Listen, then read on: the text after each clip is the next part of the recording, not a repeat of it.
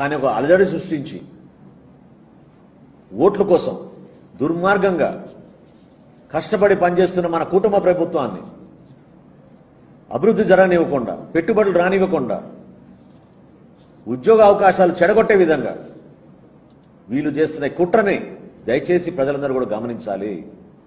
ఇది చాలా అవసరం. రాష్ట్ర ప్రజలు ప్రత్యేకంగా మీరు మాకు అందించిన తీర్పు,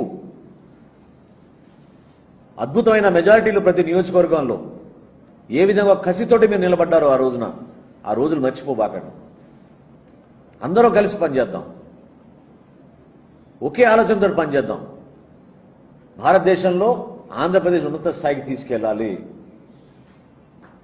స్వర్ణ ఆంధ్రప్రదేశ్ నిజంగా మన కళ్ళ ముందే కనపడే విధంగా కష్టపడి పనిచేసుకుందాం. అంతే తప్ప ఈ విధంగా చిల్లర రాజకీయాలు, ఇటువంటి దురాలోచనలు, అటువంటి నాయకత్వాన్ని మాత్రం దయచేసి మీరు ప్రోత్సహించబాకండి.